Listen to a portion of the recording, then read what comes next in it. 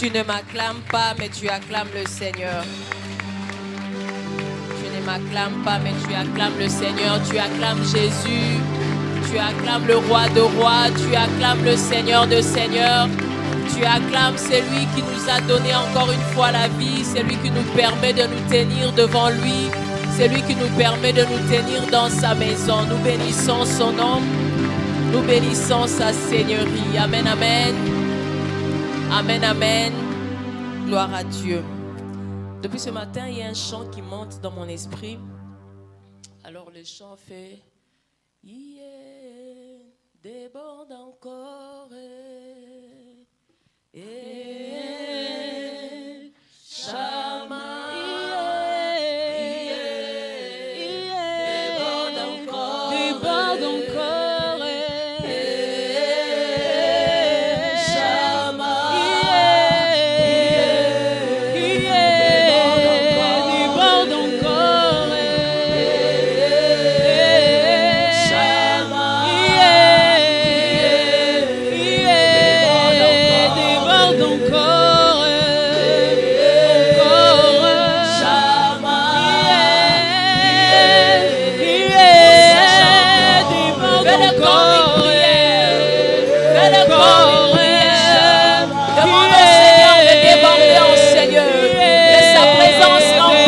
Sa maison.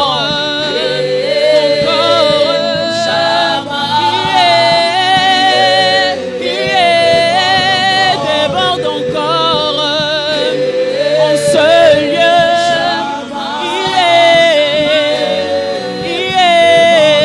Déborde encore, Seigneur. Encore. Nous te désirons, Seigneur. Nous te désirons, Seigneur. Nous te désirons, Seigneur. Nous te désirons, Seigneur. Nous te désirons, Seigneur. Que ta présence déborde en Seigneur.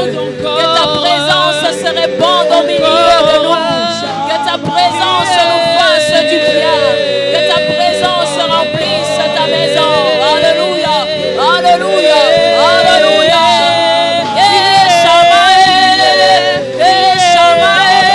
Déborde encore.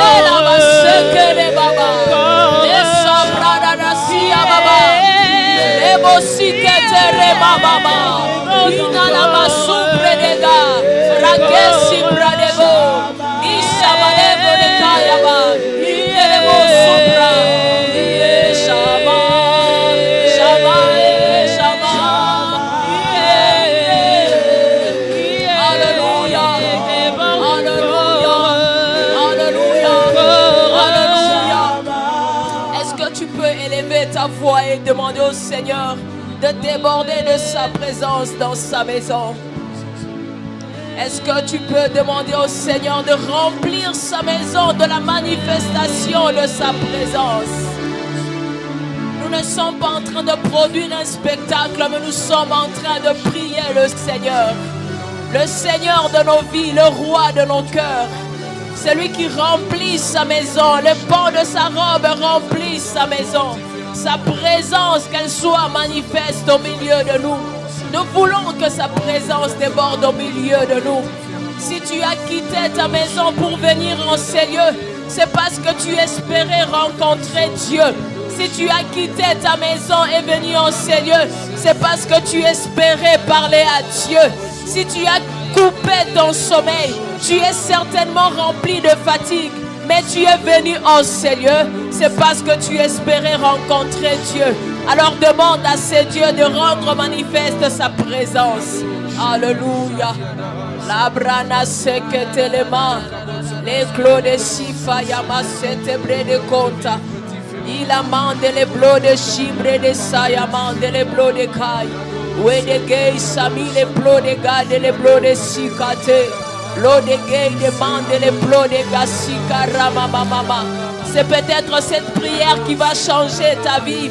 C'est peut-être cette prière qui va apporter la solution à ton problème. C'est peut-être cette prière qui va ouvrir cette porte qui est restée longtemps fermée. C'est peut-être cette prière qui va apporter la transformation. Rabasse que c'est le beau. La massi brada gaga c'était les bras de chide. Rodigesima indele pro de gada da la cinta de bro de chata. Alléluia. Nous bénissons ta Seigneurie, Jésus. Nous bénissons ta Seigneurie, Seigneur. Alléluia. Nous bénissons ton nom. La brana seke.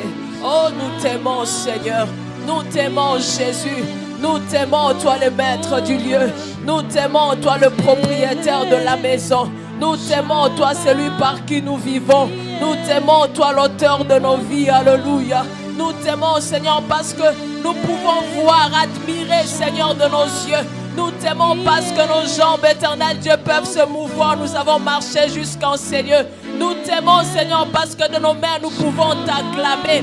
Nous t'aimons, Seigneur, parce que de nos bouches, nous pouvons te prier. Nous t'aimons, Seigneur, parce que tu es vivant.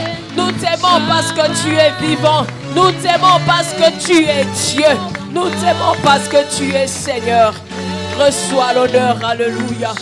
Reçois la gloire, la magnificence au siècle de siècles.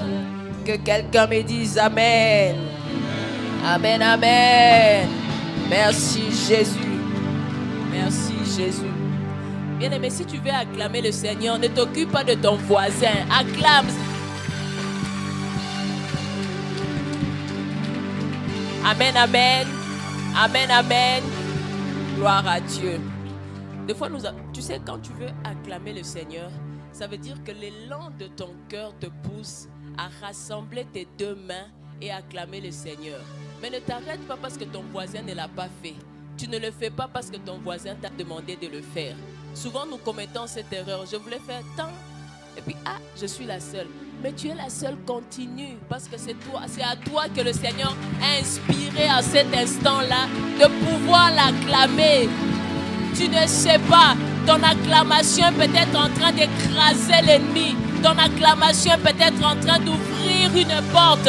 Ton acclamation peut être en train de faire tomber des murailles. Ton acclamation est en train peut-être de repousser l'adversité. Ton acclamation peut être en train de repousser l'ennemi. Donc ça ne dépend pas de ton voisin ni de ta voisine. Ça dépend de ce que le Seigneur te demande de faire à l'instant même. Alléluia. Alléluia. Amen. Tu peux te rasseoir.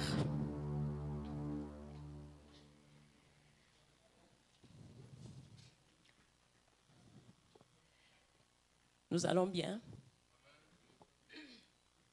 En tout cas, vous allez excuser ma voix. C'est la fatigue. Est-ce que nous allons bien? Est-ce que quelqu'un a mal dans son corps?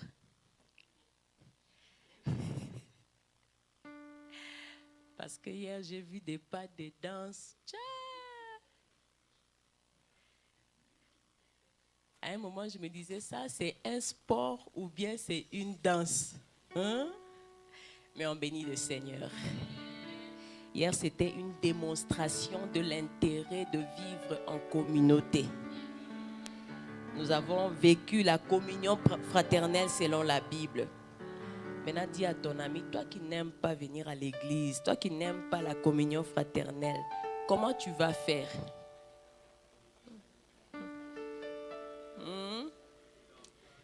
Comment tu vas faire? Non, moi je n'aime pas vos choses-là. Comment tu vas faire? Amen, amen. Gloire à Dieu.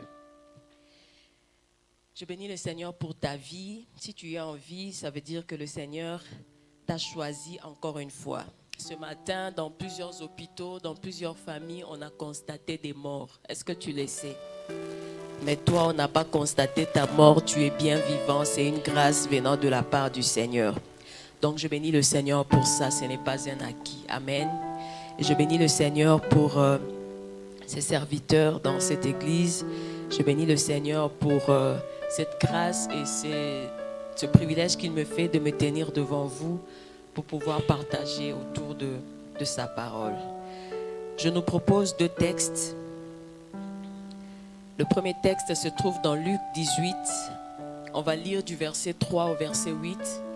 Je vais nous faire un exercice. Je ne le fais pas habituellement, mais je voudrais qu'on le fasse. Est-ce qu'on peut se tenir debout pour lire la parole de Dieu? Dans Luc 3, dans Luc 18, On va lire à partir du verset 3. Est-ce que tu as ta Bible? Ou bien tu avais laissé ta Bible à la salle de fête, Philalé? Alors Luc 3, 18, à partir du verset 3, il est écrit, on lit ensemble, 1, 2, 3, go. Il y avait aussi dans cette ville une veuve qui venait lui dire, fais-moi justice de ma partie adverse. Pendant longtemps, il refusa. Mais ensuite, il dit en lui-même, quoique je ne craigne point Dieu et que je n'aie d'égard pour personne, néanmoins, parce que cette veuve m'importune, je lui ferai justice afin qu'elle ne vienne pas sans cesse me rompre la tête. Le Seigneur ajouta, entendez ce que dit le juge inique. Et Dieu ne fera-t-il pas justice à ses élus qui crient à lui jour et nuit et tardera-t-il à leur égard? Je vous le dis, il leur fera promptement justice. Mais quand le Fils de l'homme viendra, trouvera-t-il la foi sur la terre? Amen. On peut se rasseoir. On va s'arrêter là. Mon deuxième texte se trouve dans... Merci. Notre deuxième texte se trouve dans Hébreux 11, le verset 1. Ça dit ceci. Or, la foi est une ferme assurance des choses qu'on espère, une démonstration de celles qu'on ne voit pas. Amen, amen. Dans le passage de Luc 18, au verset 8, une question majeure nous est posée. C'est quoi cette question?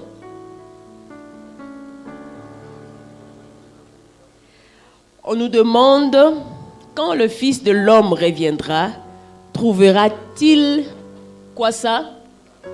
Trouvera-t-il la foi?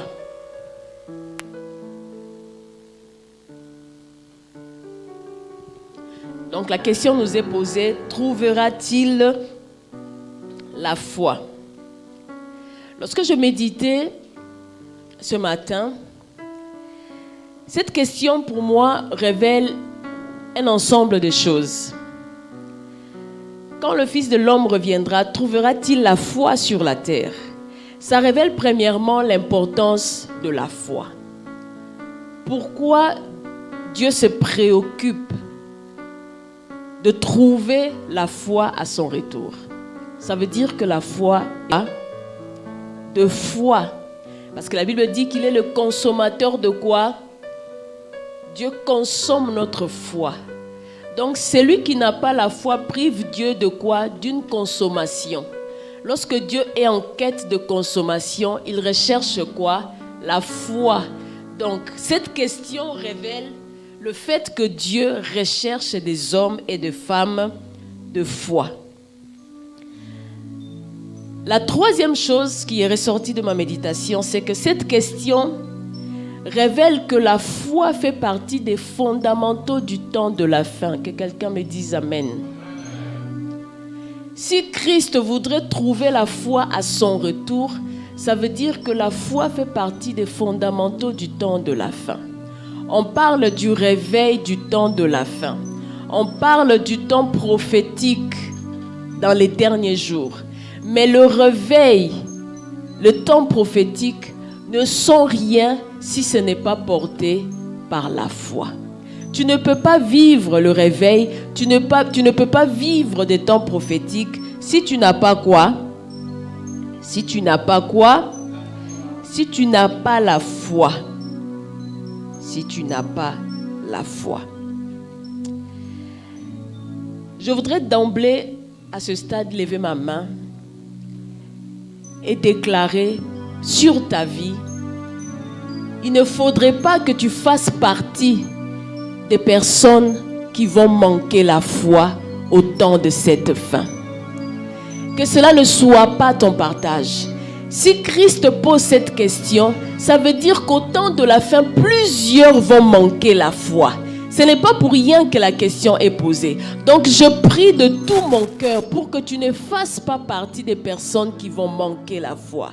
Parce qu'en réalité, plusieurs disent avoir la foi, mais en réalité manquent la foi. Que cela ne soit pas ton partage au nom de Jésus-Christ. Je le déclare que cela ne soit pas ton partage au nom de Jésus-Christ. Amen, amen. C'est quoi donc cette foi? Cette foi qu'il faut avoir. Nous avons lu dans Hébreux 11, le verset 1. Or, la foi est une ferme assurance des choses qu'on espère, une démonstration de quoi? De celles qu'on ne voit pas. Donc, en méditant ces versets, j'ai conclu que pour parler de la foi, il faudrait l'espérance. On dit la foi est une ferme assurance de choses que l'on fait quoi? Qu'on espère. Donc, tu ne peux pas parler de la foi sans avoir l'espérance. Tu ne peux pas croire sans espérer. C'est impossible. Tu ne peux pas croire sans espérer. Mais lorsque tu médites Hébreux 11, verset 1, tu te rends compte que espérer, c'est bien. Mais si tu t'arrêtes à l'espérance, ta foi n'est pas complète. Parce qu'on dit dans la deuxième partie, c'est quoi? Dans Hébreux 11, 1, qu'est-ce qu'on dit dans la deuxième partie? C'est une démonstration de quoi? C'est une démonstration de choses qu'on ne voit pas. Ta foi sera complète lorsque ton espérance va t'emmener à démontrer ce en quoi tu crois. L'espérance, elle est importante. Mais si tu espères seulement, sans passer dans la partie de la démonstration, ta foi ne sera pas complète. Une foi complète, c'est celle qui est composée de ton espérance, mais aussi de la démonstration de ton espérance. C'est ce qui m'a emmené à intituler mon message de ce matin, « Les actes de l'espérance ». Est-ce que quelqu'un peut le dire avec moi? Les actes de l'espérance. Une foi est complète lorsque son espérance est accompagnée des actes qui vont passer dans la démonstration. Ton problème à toi, c'est que tu espères. Si c'est espérer seulement, tu espères. Mais malheureusement, tu t'arrêtes seulement à faire quoi? À espérer. Alors qu'une foi complète, cette foi que le Seigneur voudrait trouver à son retour, cette foi que le Seigneur recherche dans la vie des hommes et des femmes, cette foi que le Seigneur doit consommer pour après te rémunérer, c'est cette foi qui est composée non pas seulement de ton espérance, mais aussi de la démonstration de ces choses auxquelles tu espères. Donc les actes de l'espérance. C'est quoi espérer? Si tu cherches la définition de espérer, tu vas trouver plusieurs définitions, n'est-ce pas? Qu'on fasse un test. C'est quoi espérer? Quelqu'un veut me dire? Oui, Abraham? S'attendre à quelque chose. Quelqu'un d'autre? C'est bien, Abraham, ta réponse, elle est bonne. Quelqu'un d'autre, c'est quoi espérer?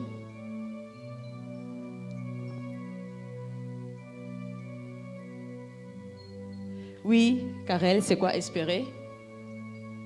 Soupirer après quelque chose. Très bien. Une dernière personne?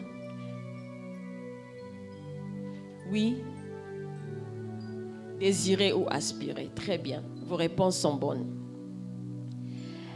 Ma définition à moi, par rapport à l'espérance, j'ai conclu que espérer, c'est attendre dans la joie et dans la confiance ce qui nous a été promis, même quand on ne l'a pas encore reçu. Est-ce que quelqu'un m'a compris? Espérer, c'est attendre, mais pas attendre n'importe comment. Parce qu'il y en a qui attendent en murmurant. Il y en a qui attendent en se plaignant. Il y en a qui attendent dans la colère. Il y en a qui attendent sans même espérer. Mais espérer dans le bon sens, c'est attendre dans la joie et dans la confiance ce qui nous a été promis, même lorsque on ne l'a pas encore reçu. Ça veut dire que celui qui espère doit avoir une promesse. Tu ne peux pas espérer sans promesse. Sinon, tu espères en quoi? Sinon, tu attends quoi? Plusieurs sont là en train d'espérer au-dessus de rien. Tu espères quoi? Quelle est la promesse qui t'a été faite? Malheur à celui qui attend sans aucune promesse. Malheur à celui qui attend sur la base de la promesse de son voisin. Malheur à celui qui espère sur la base de ce qui a été promis à l'autre, pas à soi-même. Je voudrais réveiller une personne ce matin. Est-ce qu'une promesse est attachée à ta vie? Est-ce qu'une promesse est attachée à ta vie? Alors que tu es en train d'attendre, tu attends quoi? Tu espères en quoi? Les uns espèrent au retour de Jésus. Les autres espèrent à devenir, je ne sais pas moi, ministre. Les autres espèrent avoir une destinée meilleure. Les autres espèrent avoir un ministère glorieux. Les autres espèrent à trouver un travail. Depuis qu'on avait promis que tu seras millionnaire. Depuis qu'on avait promis que tu auras une grande entreprise. Depuis qu'on avait promis que tu auras un ministère où les malades seront guéris, les paralytiques vont marcher. Depuis qu'on avait promis, tu espères en quoi? Maintenant, tu vois ta voisine qui est à côté. Ta voisine avait entendu le jour où on disait qu'il y a une destinée glorieuse qui est attachée à ta vie.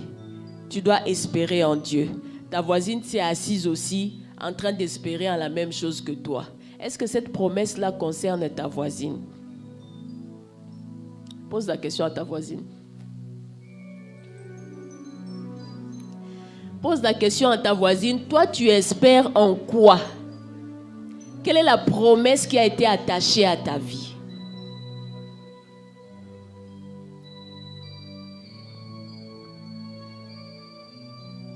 Je sens quelqu'un me dire les violences en accaparent même des promesses des autres. Mais si ça ne fait pas partie de ta destinée, tu seras en train d'attendre ce qui ne t'a pas été promis. Et quand on attend ce qui ne nous a pas été promis, c'est là qu'on n'attend pas dans la joie. C'est là qu'on n'attend pas dans la confiance. C'est là qu'on attend dans les pleurs. C'est là qu'on attend dans les murmures. C'est là qu'on attend dans des désespoirs. Parce qu'en réalité, la promesse ne t'a pas été faite. Mais lorsque tu sais que ça m'a été promis, tu attends dans la joie. Les circonstances ne t'ébranlent pas. Les difficultés ne t'ébranlent pas. Les réalités ne changent pas ton attitude. Tu restes ferme. La joie ne te quitte pas. Le deuil n'entre pas dans ton âme. Tu restes ferme, focalisé sur ce qui t'a été promis. Et tu es confiant. Parce que l'auteur de la promesse est quoi? Fidèle. Espérer, c'est attendre dans la joie et dans la confiance ce qui nous a été promis, même lorsqu'on ne l'a pas encore reçu. Je me rappelle du jour où avec Stéphanie, on a abordé pour la première fois la question du mariage. Je pense que c'était en 2019 ou 2020, je ne sais plus. Elle était venue en entretien au sujet de quelque chose. On a parlé, on a partagé. J'ai dit à Stéphanie, Dieu est fidèle. Je sais que tu te marieras. Je lui ai dit ça dans cette maison. Dieu est quoi? Dieu est quoi? Dieu est quoi? Le parcours n'a pas été lisse. Il y a eu des bosses. Il y a eu des... Mais à chaque fois, j'attrapais la main de Stéphanie. Je disais, Dieu est quoi? Dieu est fidèle. L'auteur de la promesse est quoi? Et j'aime Dieu. c'est que Dieu vient marquer le but dans un angle mort. Tu vois, quand le poteau est vide, quand le joueur court avec le ballon, tout le monde sait que ça va faire quoi? Ça va entrer, non? Oh, ça là, c'est pas bon. C'est là où il y a cafouillage, là, on ne voit rien. Et puis tu as un Cristiano Ronaldo qui vient.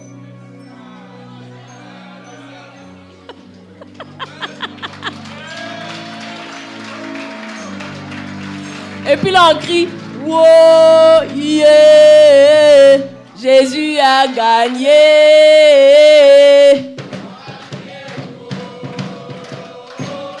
Yes. Amen, amen. Amen, amen. On attend dans la joie et quoi? Dans la confiance. C'est ça, espérer. Y a-t-il un porteur ou une porteuse de promesses en ces lieux? Y a-t-il un porteur ou une porteuse de promesses en ces lieux? Espère, attends dans la joie et dans la confiance. Amen, amen. Amen, amen. J'ai encore envie de lever ma main droite et de déclarer: ne laisse personne ni rien te faire douter de ce que le Seigneur t'a promis. Ne laisse pas les circonstances te faire changer d'avis. Ne laisse pas les problèmes te faire changer d'avis. Je déclare que rien ni personne ne viendra voler ton espérance. Rien ni personne ne viendra s'aimer la tristesse alors que tu dois attendre dans la joie. Rien ni personne ne viendra s'aimer les doutes alors que tu dois attendre dans la confiance. Rien ni personne ne viendra retirer de ton âme, de ton esprit, l'espérance, l'espoir de voir ce que le Seigneur t'a promis se réaliser au nom de Jésus-Christ. Peu importe le temps que ça prend, peu importe la durée, que rien ni personne ne vienne ébranler ton espérance. Parce que si ton espérance est ébranlée, tu ne pourras pas passer dans la deuxième phase qui est quoi? La démonstration. Plusieurs ne sont pas dans la phase de démonstration. Un, soit parce qu'il n'y a pas une espérance attachée à leur vie. Deux, soit parce qu'ils ne sont pas dans la joie et dans la confiance. Lorsqu'on est dans la joie et dans la confiance, là, on peut vivre la deuxième phase qui est la démonstration. C'est là qu'on parle des actes de l'espérance. C'est cette espérance remplie de joie et de confiance qui t'amène à poser des actes. Amen. Amen, amen. Donc, je vais partager avec toi quelques actes. Il y en a plusieurs, je vais partager avec toi quelques actes. Modérateur, j'ai besoin de 15 minutes. Le premier acte que j'ai noté, c'est la persévérance. Est-ce que tu peux dire avec moi la persévérance? La persévérance, c'est le fait simplement de façon basique de ne pas s'arrêter. La persévérance, c'est le fait de ne pas se décourager. La persévérance, c'est le fait de continuer, même quand tout te tire en arrière. La persévérance, c'est le fait de tenir debout, même quand tout te pousse à tomber. C'est ça la persévérance. C'est lui qui a l'espérance remplie de joie et de confiance, persévère et pose des actes de persévérance. Le Saint-Esprit m'a amené à regarder Jacob. J'aime Jacob. Jacob avait la promesse d'avoir Rachel. C'est dans Genèse, je pense, 29. Il avait la promesse d'avoir Rachel. Et Laban a promis Rachel à Jacob quand tu lis la Bible. Donc Jacob n'aimait pas seulement Rachel, mais Jacob avait reçu la promesse d'avoir Rachel. Parce que Laban lui avait dit, je préfère te le donner au lieu qu'une autre personne vienne la prendre. Jacob a travaillé 7 ans. Si Martin était là, j'allais lui poser la question. Martin, est-ce que tu as travaillé 7 ans? Est-ce que tu as poursuivi Stéphanie pendant 7 ans? Jacob a travaillé pendant 7 ans. Ce qui faisait persévérer Jacob, c'était quoi? La promesse qu'il avait. Et il a persévéré dans le travail. Première année, il a persévéré. Deuxième année, il a persévéré. Troisième année, il a persévéré. Est-ce que le travail qu'il faisait était facile? Non, c'était un travail difficile. Il faut certainement se lever le matin. Il faut certainement se coucher tard. Il faut vivre au milieu des bétails. Mais tout ce qu'il faisait ne l'arrêtait pas. Il persévérait. Quatrième année, cinquième année, sixième année, septième année. Il a persévéré. Laban, on peut faire ça. On arrive à la septième année où je dois saisir ma promesse. Et Laban nous joua un mauvais coup. Il donna Léa à la place de Rachel. Est-ce que ça a arrêté Jacob? Oh! Les situations qui te parviennent ne doivent pas t'arrêter. Plusieurs personnes sont passées à côté de leurs promesses parce qu'ils se sont contentés du peu alors que mieux les attendait parce que le Seigneur leur avait promis mieux. On a donné Léa à Jacob, mais Jacob ne s'est pas arrêté. Jacob a dit la promesse, c'était Rachel. Je suis porteur d'une promesse et cette promesse-là s'appelle Rachel. Donc je ne veux pas m'arrêter. Qu'est-ce qu'il faut pour obtenir Rachel? Travailler encore 7 ans, je persévère. Il a continué à travailler. Il a travaillé 7 bonnes années encore. Au total, Jacob a travaillé 14 ans pour obtenir Rachel. Finalement, Laban n'avait pas de choix. Mon ami, je voudrais te dire que Dieu n'a pas de choix. Face à ta persévérance, Dieu n'a pas de choix. Face à ta ténacité, Dieu n'a pas de choix. Face à ta ténacité, Dieu ne peut qu'abdiquer. Lorsque tu n'abandonnes pas, lorsque tu ne décourages pas, lorsque tu avances, lorsque tu ne veux pas t'arrêter, face à cela, Dieu n'a pas de choix. Il finit par faire quoi? Il finit par céder. Que quelqu'un me dise Amen. Que quelqu'un me dise Amen. Est-ce que Jacob avait des choix? Tu n'as pas donné bétail à la place de Rachel. Tu as déjà donné Léa, ok. Maintenant, il reste Rachel. Tu vas faire quoi? Tu vas donner. C'est l'histoire que nous avons dans Luc, n'est-ce pas? Qu'est-ce que dit le juge? Le juge est mauvais. Ce n'est pas un bon juge. Il se moque des gens, il fait du mal. Mais il dit face à cette femme qui ne veut pas s'arrêter, qui vient chez moi chaque jour, je la chasse, elle revient. Je la chasse, elle revient crier. Je la fais-moi justice, oh, madame va-t'en. Elle s'en va, le lendemain encore elle revient. Fais-moi justice, oh, madame va-t'en. Elle s'en va. Je ne sais pas. À un moment, le juge dit, ouh, pardon. C'est quoi le problème de cette femme-là? Le dossier là est où? Au millième tiroir en bas. Allez me soulever ça. Peu importe là où ton dossier avait été caché. Face à ta persévérance, on va aller retirer ça. Même si c'est dans les décombres, même si c'est sous la terre, on va aller tirer ça de là. Juste parce que tu auras persévéré, tu n'auras pas lâché, tu auras tenu jusqu'au bout. Tu espères, tu fais bien. À ta persévérance s'ajoute quoi? Et à ton espérance s'ajoute quoi? La persévérance. Pose un acte qui démontre que tu persévères, que tu ne t'arrêtes pas. Vous savez, des fois, je m'étonne de certaines personnes ici. Non, j'étais partie à la wilaya, on m'a chassé. Moi, je dis aux gens, et après? Répare encore. Répare. Ils t'ont chassé, tu vas t'asseoir à la maison. C'est quoi la suite? On m'a chassé aujourd'hui, je laisse passer 2-3 jours, je répare encore à la wilaya. Le policier là va me voir, on va finir par devenir amis, on va finir par devenir je ne sais pas moi quoi.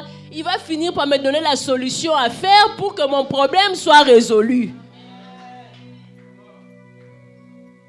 La première année quand j'arrive au Maroc, j'habite dans un appartement, je trouve déjà 2 personnes qui avaient fait le contrat avec le bailleur. Le bailleur refuse de faire le contrat pour moi. Donc, bref, ça me met un peu en retard pour faire ma carte de séjour. Donc, Quand finalement, à cause de faire du bruit, on me donne un contrat de bail. Quand je vais à la wilaya, on me chasse. Parce qu'on me dit que je suis quoi? En retard. Vous n'avez pas vécu l'époque de Driss. On avait un policier à la wilaya. Driss. Oh, on l'appelait Moustachu. Quand il a déjà mis ses paires de lunettes jusqu'ici. C'est-à-dire que tu vois le boulevard quand on traverse. Tu es encore au boulevard. Tu entends comment Driss est en train de chasser les gens. Sortez! Sortez! Quand il dit sortez là, et vos dossiers, tous les dossiers en l'air. Je pars la première fois. Je vis ça. Je sors de là, mes larmes étaient presque ici. Qui m'a envoyé dans ce pays, oh, qui m'a envoyé dans ce pays. Et puis, tu vois, chez nous, quand on dit police, en même temps, on va t'arrêter. On va m'arrêter dans ce pays, oh, on va m'arrêter. Mais quand je rentre à la maison, je m'assois, je réfléchis. Je dis, mais ça veut dire que je vais vivre sans titre de séjour. Moi, j'ai peur de la police et j'ai peur qu'on puisse m'arrêter. Donc, qu'on aille m'arrêter en même temps là-bas. Qu'on aille m'arrêter en même temps là-bas. Donc, le lendemain, je répare. Je n'entre même pas. La manière dont on est en train de chasser les gens là, en même temps, je me chasse moi-même. Quand je rentre à la maison, un de mes collègues dit, mais tu vois, à chaque fois tu reviens. J'ai dit, on chasse les gens là-bas. Il a crié sur moi. La première fois, il a crié sur moi. Il me dit la deuxième fois. Je ne suis même pas arrivée. Dès qu'il chassait les gens, je me suis chassée. Il me dit, tu vas faire quoi? Il dit, je veux partir encore. Et c'est là que je lui dis, est-ce que tu ne veux pas m'accompagner? Il me dit, d'accord. Donc, troisième fois, je me fais accompagner. Mais la personne qui m'accompagne fait un peu presque 2 mètres. Et puis un peu... Donc.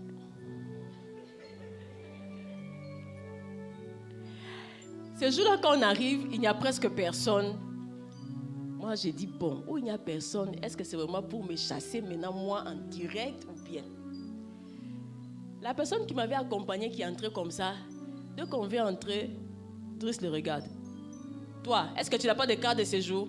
Il dit, si j'ai. Il dit, mais pourquoi tu viens ici? Il dit, j'accompagne ma soeur. Alors il regarde et dit, est-ce que moi je mange les gens pour que tu accompagnes ta soeur? Il dit, non. Il dit, alors, laisse ta soeur entrer seule. Là, maintenant, voilà la soeur qui entre seule.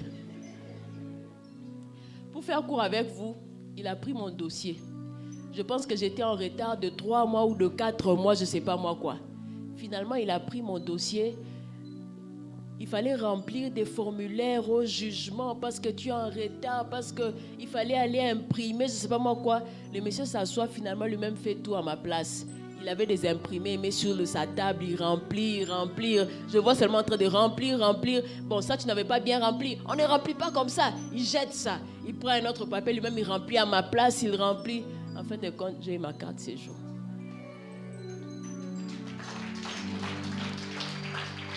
Ton problème à toi, c'est que dès que ça bouge un peu, tu fais quoi? Combien de personnes n'ont pas de carte séjour parce qu'on les avait chassés une fois ils étaient en retard? Levez vos mains. Levez bien vos mains. Je vais déclarer quelque chose sur vos vies. Bien aimé, lève bien ta main, le Seigneur voit. Ramasseke telebla de kante le blo de siamai de l'éclat d'acite le blo de chayamai. L'eau de glé de sikra d'amai de konte le bla de keria masakata rabasate. Seigneur, s'il y a une grâce rattachée à ma vie, je relâche cela sur ton peuple, oh Dieu. J'ai eu des problèmes, mais c'était seulement la première année. Et ce problème n'a pas été résolu par moi, il a été résolu par le policier lui-même. Je déclare que cela soit le partage de ton peuple en ces lieux. Je déclare que cela soit le partage de ton peuple en ces lieux. Ramasseke telemande le blo de sakeria basanta. Seigneur, s'il y a une grâce particulière attachée à ma vie, la carte de séjour que j'ai actuellement, c'est une carte de séjour de 10 ans. Je l'ai obtenu en ayant introduit non pas des originaux, simplement des photocopies. Le policier a dit, madame, donne, fais vite. Il a rassemblé mes papiers et puis il a rempli, il a envoyé. J'ai eu une carte de séjour de 10 ans sans même déposer des originaux. Je prie pour que cela soit ton partage au nom de Jésus-Christ. Amen, amen. Maintenant, si tu es paresseux, ça ne sera pas ton partage. Laisse-moi te dire ça. Il ne faut pas dire que parce que maman Lydia a prié, donc c'est fait. Si tu es paresseux, ça ne sera pas fait. Amen. Amen, amen. Tu ne veux pas dire amen. Si tu es paresseux, ça ne sera pas fait. Parce que c'est ça aussi vos problèmes. Tu dors, tu ne veux pas te réveiller, tu ne veux pas rassembler les papiers et puis ça ne sera pas fait si tu es paresseux. Deuxième acte, la prière. Amen. Deuxième acte, la prière. La démonstration de ta foi passe aussi par la prière. Tu dois prier tu dois prier avec insistance au sujet de ce pourquoi tu espères. La promesse t'a été faite. Tu sais, lorsque tu dis à un enfant, je vais te donner des bonbons ce soir. À 15h, l'enfant vient. Maman, tu m'avais promis des bonbons ce soir. Ah, il est 15h, c'est pas encore le soir. Ah, je te rappelle, l'enfant part. À 16h, l'enfant revient. Maman, tu avais promis des bonbons. Mais il est 16h. À 17h, l'enfant va revenir, te demander, te prier, te demander, s'il te plaît, jusqu'à ce qu'il obtienne ce que tu avais fait quoi? Tu avais promis. Tu as une promesse qui est rattachée à ta vie. Tu espères, mais ça ne veut pas dire que tu t'étais. Tu dois te tenir constamment devant le Seigneur, en train de rappeler la promesse. La Bible dit, demandez, il vous sera quoi? Il vous sera donné. La suite, c'est quoi? Cherchez. Après, la suite, c'est quoi? Bien aimé, si la dimension de demander ne réussit pas, passe à la dimension de chercher. Si la dimension de chercher ne réussit pas, oh bien aimé, transforme-moi, toi, j'espère moi, en boxeur, en catcheur. Va frapper. À ce que tu es en train de demander, tu ajoutes la persévérance. Je voudrais dire à une personne, ta prière sans persévérance n'est pas une bonne prière. Ta prière qui est la démonstration de ta foi, c'est elle qui est associée à la persévérance. Donc tu vas frapper dans la prière, frapper, jusqu'à ce que tu obtiennes quoi? Ce qui t'a été promis. La prière persévérante, c'est ça, l'acte qui doit accompagner quoi? Ton espérance. Troisième acte, les semences. Dis avec moi, je vais t'entendre. C'est là que quelqu'un dit, oh, ils vont finir toujours par parler des offrandes. Ils sont comment? Bien aimé, on t'apprend les choses réelles, les principes de Dieu. Dieu est un Dieu de principes. Tu sais, lorsque tu veux obtenir quelque chose, tu vas provoquer la chose. Un joueur qui veut devenir ballon d'or fait quoi? Bien aimé, un joueur qui veut devenir ballon d'or reste dans l'environnement du foot, en train de créer l'atmosphère qui va faire en sorte qu'il devienne le meilleur et qu'il obtienne quoi? Le ballon d'or. Les joueurs de foot là qui sont à minuit dans une boîte de nuit, en train de se nuiter là-bas, quand il fait jour, ils vont dormir au lieu d'aller s'entraîner. Est-ce qu'ils vont devenir un jour meilleurs joueurs? Les semences créent l'atmosphère pour apporter quoi? Pour apporter quoi? L'accomplissement. Maintenant, tes semences, tu sèmes comment? Tu ne sèmes pas n'importe comment.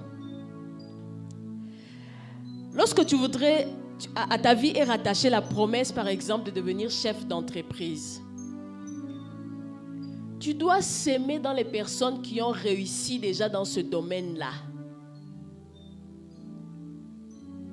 Est-ce que quelqu'un m'entend? Je veux devenir chef d'entreprise. Et Dieu me fait rencontrer des chefs d'entreprise. Ce sont des chefs d'entreprise qui transportent l'onction de la réussite dans l'entrepreneuriat. Bien-aimé, ne laisse pas passer cette occasion-là. Quelqu'un qui a réussi dans le domaine de l'entrepreneuriat, si tu donnes 1000 dirhams dans sa vie, tu l'as rendu riche. Est-ce que tu l'as rendu riche? Tu ne l'as pas rendu riche, mais qu'est-ce que tu as fait? Tu es allé attirer la grâce qui est rattachée à sa vie pour que ça devienne ton partage, simplement. Je vais me permettre de vous dire autre chose. Je vais le dire comme Stéphanie n'est pas là. Ça reste entre nous. Hein?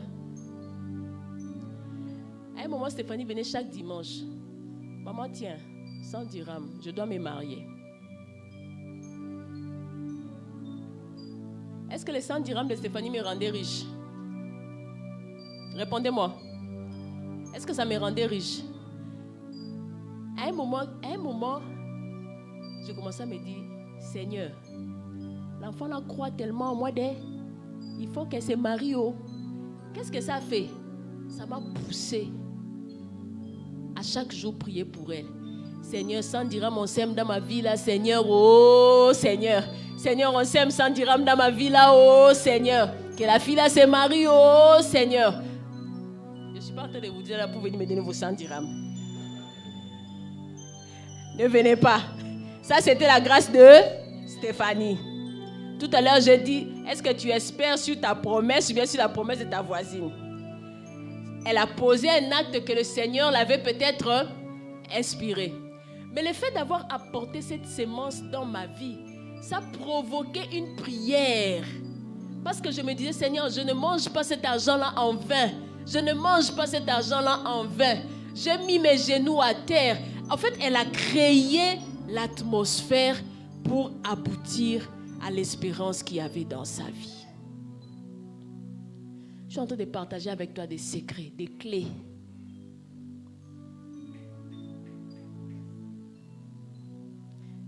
Tu démontres ta foi. Je crois que je veux me marier. Je veux s'aimer dans la vie des personnes qui sont déjà mariées. Je crois que je vais avoir des enfants. Je vais s'aimer dans la vie des enfants. Quand j'ai un peu d'argent, je vais dans les orphelinats. Les enfants qui n'ont pas de parents. Moi, je suis un parent sans enfants.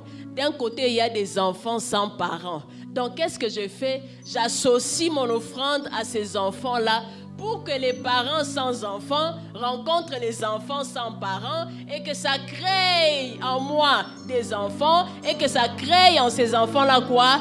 Des parents.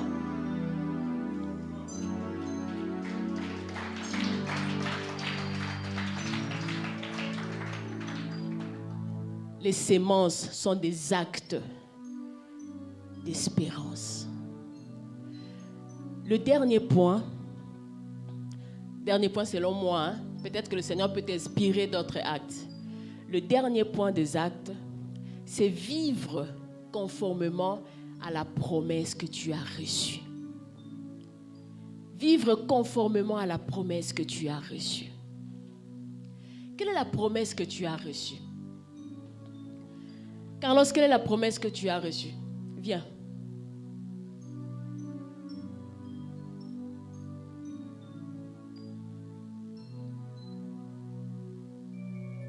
Quelle est la promesse que tu as reçue? Alors, Dieu m'a dit clairement que par rapport à mon entreprise à Catec, donc il va faire évoluer rapidement les choses. Et il a parlé également par rapport à la famille et par rapport à mon mariage. D'accord. L'entreprise, la famille et puis les mariages. Moi, je reste sur l'entreprise. Le Seigneur va faire évoluer ton entreprise. C'est la promesse que tu as reçue. Je le confirme. Mais tu dois vivre en conformité avec la promesse que tu as reçue. Quand on a une entreprise qui évolue, ça veut dire qu'on est chef d'entreprise. Et on n'est pas chef d'entreprise de n'importe quelle entreprise. Ça veut dire qu'on est chef d'entreprise d'un certain type d'entreprise qui doit s'imposer dans un certain environnement. Ça veut dire que tu dois vivre comme les gens de cet environnement-là vivent. Tu tu ne dois pas dormir jusqu'à 10 heures.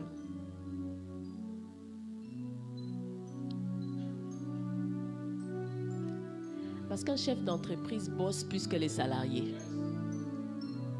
On nous a menti en disant que je suis trop fatigué, je vais travailler pour mon propre compte. Celui qui veut travailler pour son propre compte n'est pas celui qui dort, c'est celui qui se lève avant les salariés, qui bosse, qui réfléchit, qui anticipe afin de faire évoluer ton entreprise. Tu dois vivre déjà comme un chef d'entreprise. Les chefs d'entreprise se réveillent tôt, réfléchissent déjà comment sera ma journée de travail. Je planifie ma journée. Le chef d'entreprise, ça veut dire qu'aujourd'hui, je sais déjà ce que je vais faire dans un mois. Moi, des fois, les gens me choquent. J'étais en train de parler, je ne sais pas moi, avec une personne, je disais, tu m'avais dit que je devais faire ci ou ça avec toi. Donne-moi déjà les dates parce que je suis en train de planifier mes 3 derniers mois. La personne m'a dit, maman, tes 3 derniers mois. J'ai dit oui. Je ne fonctionne pas n'importe comment. C'est vrai que je laisse une marge pour les imprévus, mais j'ai déjà dans ma date des grandes dates que j'ai bookées. De telle en sorte que quand le collaborateur de Zucker quoi? Quand il va t'appeler pour te dire est-ce qu'on peut avoir un meet-up, je ne sais pas moi, tel jour à telle heure, c'est là que toi tu commences à dire attends, j'ai réfléchi. Et puis tu dis oui. Mais là tu as dit oui. Déjà, c'est le jour où ton boss t'avait fixé aussi rendez-vous. Tu te retrouves avec 2 rendez-vous croisés. Tu as un agenda? Tu marques tes programmes, tes réunions, tu as un business plan de ton entreprise. Business plan de ton entreprise, tu l'as? Tu as un business plan. Tu l'as déjà soumis à évaluation.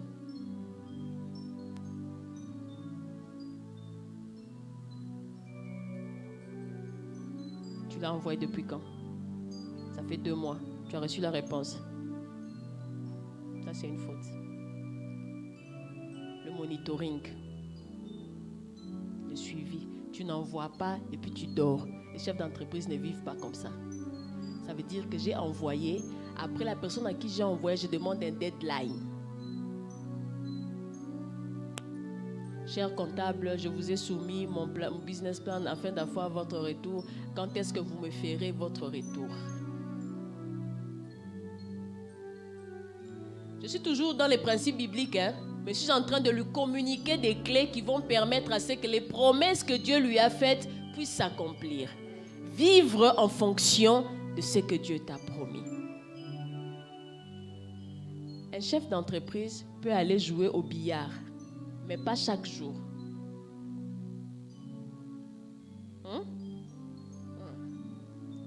Le billard doit être un exercice pour te détendre parce que tu as beaucoup réfléchi, parce que ça ne doit pas être ton passe-temps.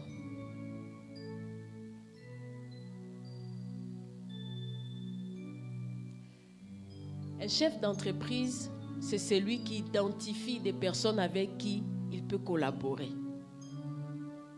Des personnes qui peuvent l'aider à propulser son entreprise.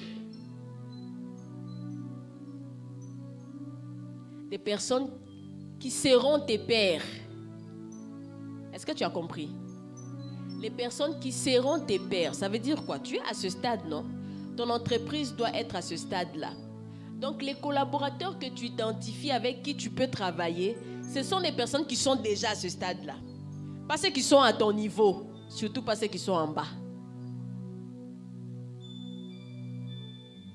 L'environnement, l'atmosphère. Le Seigneur me demande de te dire, tu dois vivre en fonction des promesses qui accompagnent ta vie. Si tu ne le fais pas, tu ne vas jamais toucher ce qui t'a été promis. Ça va rester lettre morte. Tu vas saluer ça de loin. La phrase est dans la Bible, n'est-ce pas? Certains ont salué de loin. Que le Seigneur te bénisse. Vivre en conformité de ce que nous avons reçu. Je finis avec cet exemple, puis je remets le micro. La maison où on habite, j'ai déjà donné cet exemple plusieurs fois. Entre le jour où on a vu cette maison et le jour où on a réellement acheté cette maison-là, 6 mois se sont écoulés. On a vu la maison. J'ai dit, ah, j'aime la maison, elle est belle. On a fait une promesse d'achat. Je pense 2 jours après, le propriétaire nous appelle pour dire non, elle ne va plus vendre. Moi, il dit, qu'est-ce qui s'est passé? Moi, je me voyais déjà in the house. Toi, tu dis tu ne vas plus vendre. Elle dit non, elle ne va plus vendre. Mon mari me dit, bon, il a dit elle ne va plus vendre. Bon, c'est pas grave, on va chercher ailleurs et tout. J'ai dit non. Le jour où mes pieds étaient entrés dans cette maison-là, c'était comme la rencontre de Jésus et de Jean-Baptiste. Les deux ont fait quoi? Tressailli. Le jour où je suis entrée dans cette maison-là, mon âme avait tressailli. Pour moi, c'était sûr et certain que c'est ma maison. Mais la femme l'a dit, elle ne va plus vendre. Donc, bon, mon mari dit, bon, c'est pas grave, on va chercher ailleurs et tout. On a cherché ailleurs, on a visité ailleurs, mais mon cœur n'était pas dedans. L'avance même qu'on avait donnée à la femme, elle nous a rendu ça. Vraiment pour nous dire que reprenez votre argent, je ne veux plus. Moi, j'ai commencé à dire au Seigneur, non. Moi, je suis entrée dans cette maison-là et dans mon cœur, j'ai senti que tu m'avais donné la maison-là. Ça ne peut pas finir comme ça. Vous savez qu'est-ce que je faisais? Je quitte de la maison là où on habitait. Avant d'aller au travail, je prends ma voiture, je fais jusqu'à la maison là. Je dis au Seigneur, Seigneur, moi j'habite ici, hein. Maintenant je m'en vais au travail. Voilà mon itinéraire du travail. Je vais au travail. Tchan. Après le travail, tu rentres à la maison, non? Je ne rentre pas à la maison où on habitait. Je rentre d'abord dans cette maison là où on avait dit qu'on ne va plus nous vendre. J'arrive jusque là-bas. Je dis, Seigneur, je suis venu chez moi. Bon, Seigneur, tu m'as vu chez moi, non? Après, maintenant, je rentre là où on habitait. J'ai fait ça plusieurs fois. Ça avait pris 6 mois. Et un jour, Serge me dit, bon, je vais aller visiter des maisons. Il y a un commissionnaire qui m'a appelé pour me dire qu'il y a une maison. Serge va visiter la maison. Après, il m'appelle, il me dit, oh, c'est la maison de la femme là. J'ai dit, ah, elle a dit quoi? Elle dit, non, on a convenu, on a fait les papiers, donc il reste que toi seulement que tu viennes. Quand je suis partie, il dit, bienvenue dans ta maison. Il dit, bienvenue dans ta maison. In the house, maman. Ça avait pris combien? 6 mois. Mais pendant les 6 mois, je faisais quoi? Je vivais en démontrant. Je posais un acte qui accompagnait mon espérance. Ça avait pris 6 mois. Quand quelqu'un regarde la maison, on va dire, la maison n'est même pas extraordinaire. Ces maisons, ça là. J'ai dit oui, mais c'est la maison que le Seigneur avait fait quoi? M'avait donné. C'est la maison que le Seigneur m'avait promis. Ça aura pris 6 mois, mais en fin de compte, c'est dans cette maison-là qu'on habite jusqu'à aujourd'hui. Tu veux saisir les promesses de Dieu? Ne t'arrête pas à l'espérance. Ton espérance doit être accompagnée des actes. Tu t'attends à avoir un enfant, fais la layette. Va faire la layette. Tu entres dans le magasin des enfants, oh, cet habit sera joli pour ma fille. Hein. Tu achètes, tu amènes chez toi. Je dis toujours aux gens, tu veux avoir un permis, et tu veux avoir quoi? Une voiture. Commence par faire un permis. Hein? Moi, j'ai fait mon permis en 2006. Et chaque jour, je disais, Seigneur, j'ai mon permis, je veux une voiture. Seigneur, j'ai mon permis, je veux une voiture. Seigneur, j'ai mon permis, je veux une voiture. Ça aura pris 8 ans. Mais après 8 ans, je fais partie des premières personnes étrangères black qui ont une voiture dans ces pays. Bien-aimé, tu dois vivre en conformité des promesses que tu as. Les actes de l'espérance. Premier acte, on a dit la persévérance. Deuxième, on a dit la prière. Troisième, on a dit. Quatrième, on a dit vivre en conformité de la promesse. Voilà les paroles que le Seigneur avait déposées dans mon cœur. Prends 1 minute pour parler à Dieu. Prends 1 minute pour parler à Dieu. Certainement, tu voudrais dire quelque chose au Seigneur. Parle à Dieu en fonction de ce que tu viens d'entendre.